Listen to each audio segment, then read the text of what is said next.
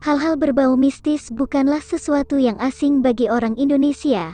Bahkan mereka yang tinggal di kota-kota besar seperti Jakarta pun masih banyak yang mempercayainya. Lihat saja stasiun-stasiun televisi maupun radio tiap malam Jumat berlomba-lomba menayangkan program-program yang berbau horor. Dari mulai film, kisah-kisah misteri, sampai reality show, tak heran, industri yang menjual segala sesuatu bertema supernatural menjadi lumbung emas. Buktinya jasa paranormal, restoran bertema mistis sampai tur wisata ke tempat-tempat angker masih diminati banyak orang hingga saat ini. Baiklah, kali ini saya akan membagikan beberapa tempat yang diyakini sampai saat ini kisah angkernya.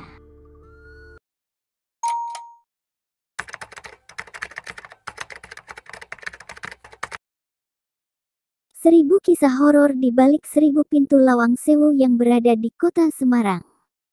Sebagai salah satu tempat paling angker di Indonesia, Lawang Sewu kerap dijadikan lokasi syuting beberapa reality show misteri yang menunjukkan penampakan-penampakan makhluk gaib. Bahkan konon, di internet sempat tersiar kabar bahwa salah satu peserta uji nyali di tempat ini meninggal secara tiba-tiba secara misterius tak lama setelah proses syuting.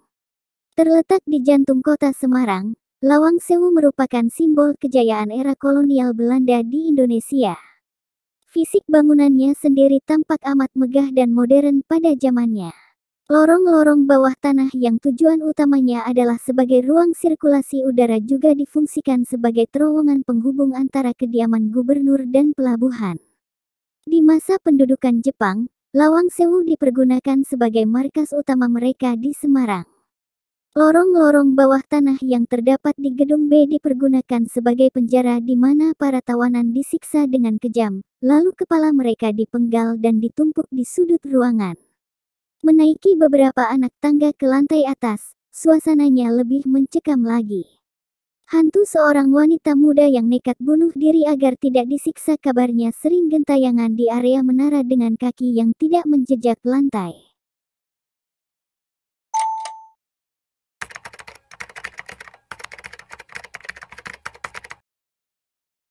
Misteri tragedi kereta api maut lintasan kereta api Bintaro dan Stasiun Manggarai.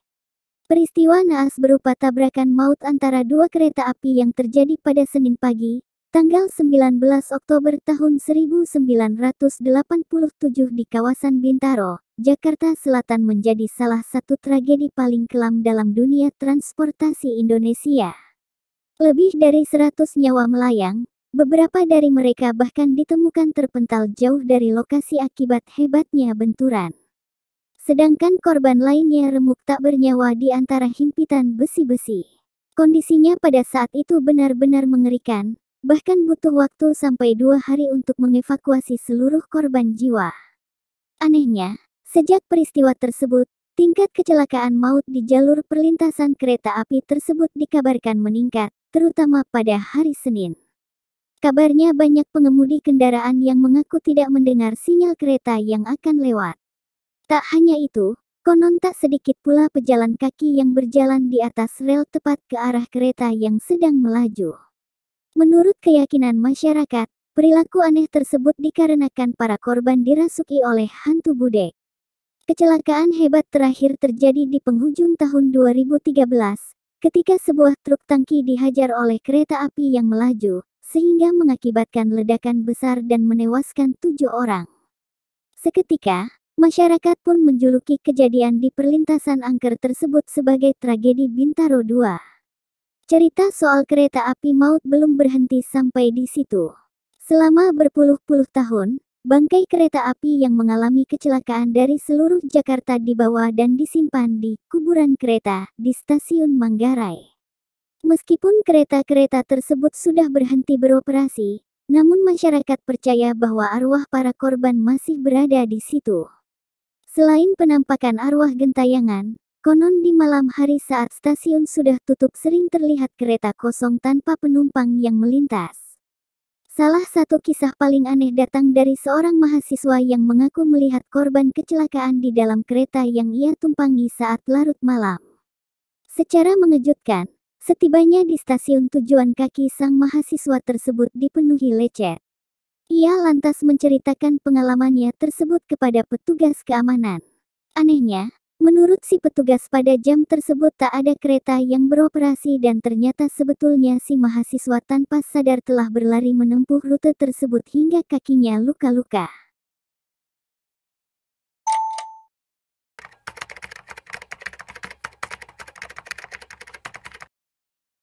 Jangan lupa membunyikan klakson ketika melintas terowongan Casablanca. Setiap pagi hari atau jam-jam pulang kantor, terowongan Casablanca terkenal akan kepadatannya yang cukup parah. Hal ini dikarenakan terowongan tersebut merupakan salah satu jalur penghubung utama antara daerah kampung Melayu dan pusat kota. Saking terbiasa dengan parahnya kemacetan yang terjadi di Jalan Casablanca, sampai-sampai kita lupa bahwa jalan tersebut menyimpan sebuah kisah angker. Walaupun jalan yang membentang sepanjang 8 km ini hanya lurus-lurus saja, anehnya ada saja kecelakaan yang terjadi setiap minggunya. Bahkan jalan layang yang baru dibuat melintas di atasnya saja sudah memakan beberapa korban jiwa. Kalau dilihat kembali, Jalan Casablanca dibangun pada tahun 80-an di mana terowongannya berada melintasi lahan Taman Pemakaman Menteng Pulo.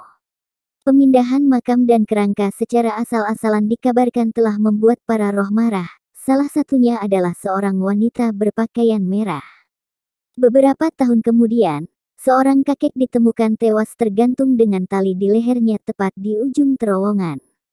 Oleh karena itu, mitos mengatakan bahwa Anda diharuskan membunyikan klakson sebanyak 3 kali ketika hendak memasuki terowongan tersebut supaya tidak mengalami kejadian yang aneh-aneh. Baiklah, segitu dulu hal yang dapat saya sampaikan. Terima kasih sudah mendukung channel ini dengan subscribe, like, dan komentar. Sampai bertemu di video selanjutnya.